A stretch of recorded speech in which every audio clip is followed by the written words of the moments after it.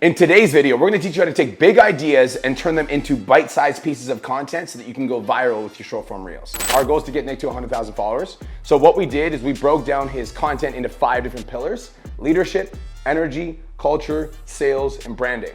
Once we've got the core pillars of our content, what we really need to do is identify subcategories of that content. This is gonna give us like all the ideation that we need for like how we want our brand to be perceived. Anything that we put on our social media must fit into these pillars or connection content, but that's a different side of the equation. Today, we're just gonna be talking about, branding and, the messaging that you wanna put out. We took the positive aspects and we flipped them into the negatives, because what typically ends up happening on social media is, if we think about how newspaper headlines work, like newspaper headlines will grab your attention with a negative hook. We wanna do that as well, and we don't have to have a negative presence on social media, but we wanna grab someone's attention with a negative hook, because my videos that are like 5 tips to help you grow on social media versus 5 mistakes that are preventing you from growing on social media, these videos outperform these videos by like 10x. As an example, servant leadership is one of the positive aspects of Nick's brand. So we flipped that into the negative, and we talked about ego leadership. If I just go on social media and I'm like, you have ego leadership, nobody's gonna understand. So we took that a step further and we're like, what are the symptoms of somebody that has ego leadership? They've got no people to lead, their clients are dropping off, and they've got a low amount of DMs about their coaching offer. And so the way that we're gonna create content is we're gonna be like, if your clients are dropping off like flies, it's because you care more about yourself than you care about serving others. If you have this symptom, it's because of this problem, and then we're gonna introduce the solution. That's where we're at. What are some symptoms of lack of culture? Let's just brainstorm right now. If you don't have a quality culture, people aren't holding themselves to a higher standard of excellence. Yeah. People aren't aligning with your core values. People probably aren't aligning with your brand's mission at all. You probably don't even have a brand mission. Yeah. So it's really hard. You don't really have a place to lead people. Yeah. And so the thing with culture is that for my clients, they need to figure out what's the culture that they're trying to change, and what's the culture they're trying to change it into, and then what is the identity of the current prospect in this culture, and what's the identity that they turn into when they come into your culture. So it's giving them a helmet to put on so that they embody who they want to be inside of your program. And so it's kind of this like, if people don't have an identity when they come into your program, then there's no buy-in for them to stay there because they haven't become anybody different. So they're just this old version of them doing the things that you say, instead of this old version of them turning into a new version of them and then doing those things. What I just heard is that we need to find out who the people are right now, which is what most people term as avatar. How can we use that language to point out the problem and then introduce them to your solution?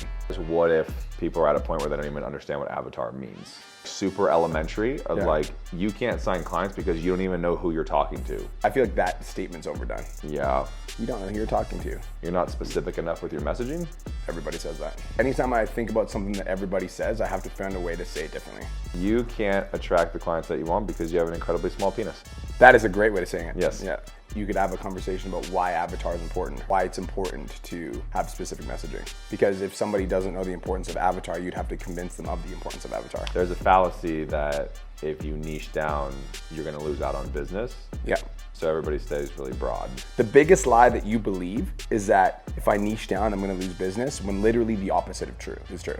So I just released 2 longer form trainings on YouTube talking about exactly this. My thing is, how do I get that into like little tiny chunks like this? You know what I mean? I would say the biggest fallacy that you've been told is that if I niche down, I'm gonna lose business, when literally the opposite is true. The more that you niche down, the more money that you're gonna make. I recorded a 15-minute training where I'm gonna teach you exactly how to niche down and find your avatar. Comment the word avatar and I'll send it to you. Always comment triggers.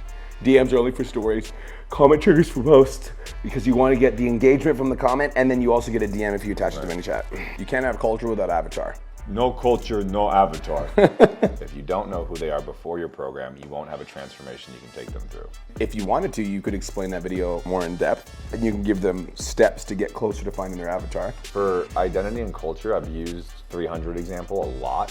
When Leonidas and his people go up and they meet the other group of men, and the guy's like, you only brought 300 soldiers? And Leonidas looks at the guys and goes, what's your profession? He goes, I'm a gardener. He goes, what about you? He's a blacksmith. What about you? The Spartans, what are your profession? And they all chant. Yeah. And he goes, see, I brought more warriors than you did. Yeah. There's a big difference between men walking into battle and Spartans marching to war. And the only difference is when they put on that helmet. So that identity, that culture, that's why the Spartans were able to defeat tens, thousands, hundreds of thousands of enemies with just 300 people, because their identity was so fucking powerful. They knew exactly who they were, they knew exactly what they needed to do, and there wasn't a question. Here's my perspective, is I think for your opinion pieces, I think you should just ramble, because like I think that's where like you've got a lot of skills in terms of like being able to articulate exactly what's on your mind. Correct. And then in your ramble, I would cut in the post edit. In the post edit, take out anything that you say twice or anything that doesn't need to be said, but you can still get the main point across. Because that like condensed version of the video. Yeah, I think that's like where my content team is lacking so much, is because they just keep everything in and then edit it and post it, versus going in and actually cutting out all of those little things. Because like I said, I watch some of my videos, I don't even finish watching half my videos. Yeah. One of the value pieces we should do today is 4 questions you should never ask your clients. One thing I do with positive is I exaggerate. If you're gonna do authority building questions, it's like 3 questions you can ask your clients that will instantly turn you into a mega authority. So exaggerating. This is the only sales video you'll ever need to watch if you want to close online fitness coaching clients. Right. Exaggeration. My hook's like that, just something super outrageous, but it's still talking about a piece of content. 3 questions to never ask your client, otherwise you're gonna get them all pregnant. Oh my God. People would be like, what the f did I just watch? Exactly. So we're going symptoms, and then we're gonna turn symptoms into solutions. So your clients don't respect your leadership. I like that one. Okay, perfect.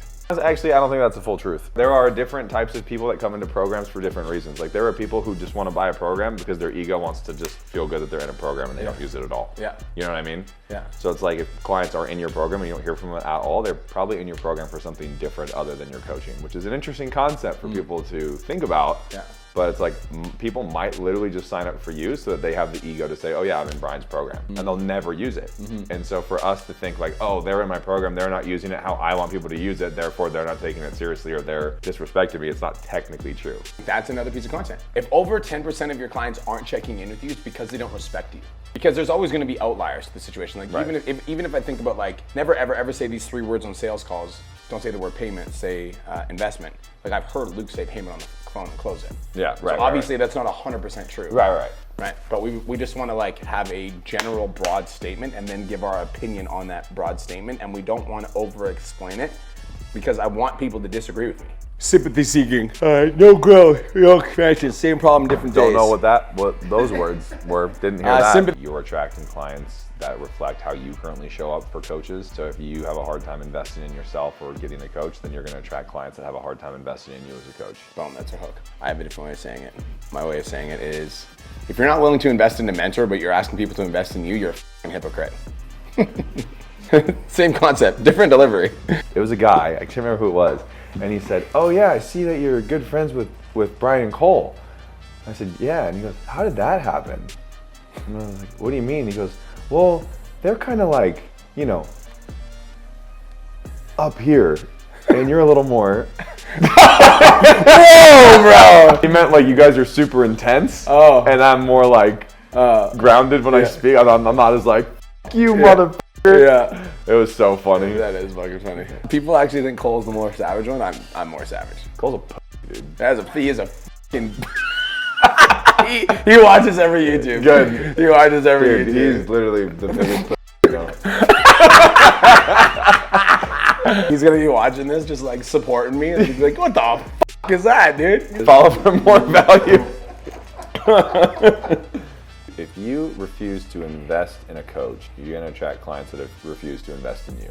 2 ways to end this. Number 1 Stop would be being a bitch. Yeah, that would be a bitch slap. So if you want to stay broke, then keep doing what you're doing, because obviously you're attracting the right clients. If your goal is to create poverty for yourself, keep doing what you're doing. I try to avoid words that they don't understand. So like, even a word like poverty is like, they might understand it, but they don't. Right, so like if your goal is to stay broke, keep doing what you're doing. Yes, exactly.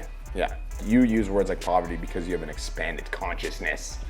But when you think about somebody that I'm elevated. But you think about somebody that's so just conscious. walking through day to day, they're not like, I'm in poverty. They're like, I'm fucking broke, I'm struggling, I don't have money, blah, blah, blah. I think because your brand, you want to be perceived as a source of inspiration, I think you should end with something positive.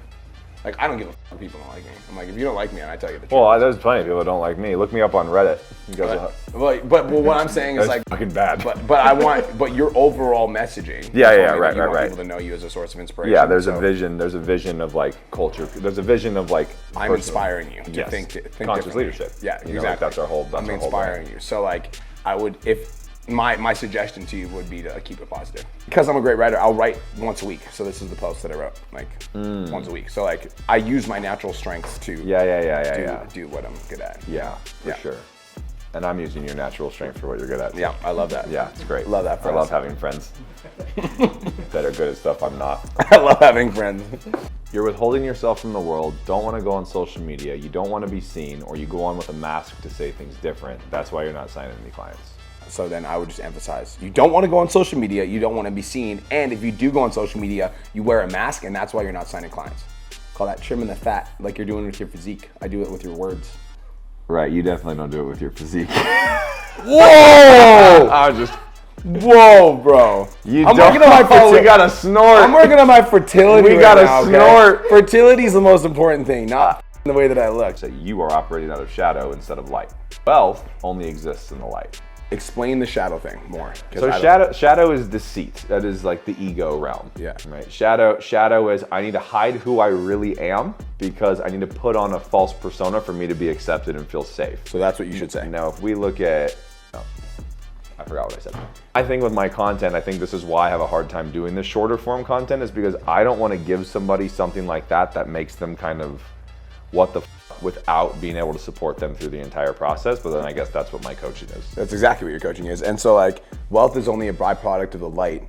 If you want to make more money, you need to learn how to let go of all the things that are holding you back. But then you'd have to define the things that are holding you back. If wealth is being withheld from you, if you are in scarcity, by definition, you are not walking the truth. You're not in the truth. Money's abundant.